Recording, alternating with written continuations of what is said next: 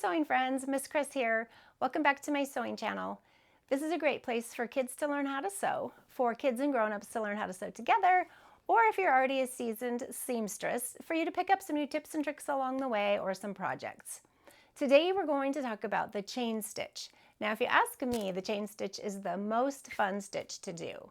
It's kind of like a puzzle, so it takes a little more thought than your average stitch, but I think you'll really like it. So come on in a little bit closer and let me show you how to do the chain stitch. Okay, let's take a look at a couple instances when we might use a chain stitch. I use the chain stitch right here to make these little bee stripes, and I use the chain stitch right here to make these flower stems. This is going to be a little hobbit costume for my granddaughter. Anyway, so there's the chain stitch. Let me show you how to do that. So you're going to take your fabric, we're going to use felt in this instance, and we're going to come up from the back like we always do with our thread knotted. And now here's what's the fun part. You're going to go back through this same hole that you just came up, and our floss is going to make a loop. And we're not going to pull it all the way through. We're just going to scooch that out of the way. And I'm going to come up about just a stitch length, same length as you would do a running stitch or a back stitch, and then we're going to put the needle through this loop and give it a little tug until it goes nice and flat. And then I'm going to take my needle and we're going to go back through the exact same hole that I came up, and we're going to make another loop, move him out of the way, come up again, and we're going to catch that loop on our needle and pull it until it lays nice and flat. There's a couple of them.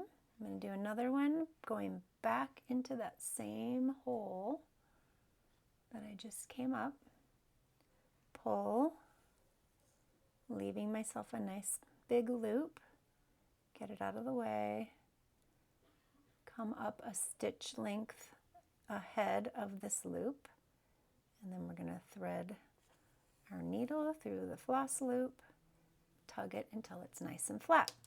Now let me tell you, as we're going, one of the main issues that I see is when you're threading your floss through this loop, sometimes this loop has a tendency to get twisted, and if you thread your needle through without untwisting it, it's not going to be nice open, like a nice open chain like that. It's going to be twisted.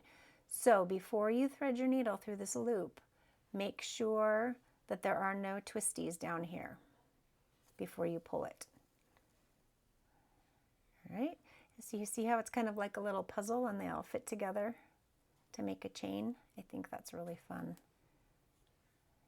Anyway, just like all the other stitches, the more you practice, the better you'll get, and the more even they will look, and you can do all kinds of fun decorative artistic things with a chain stitch. And let's look at the back.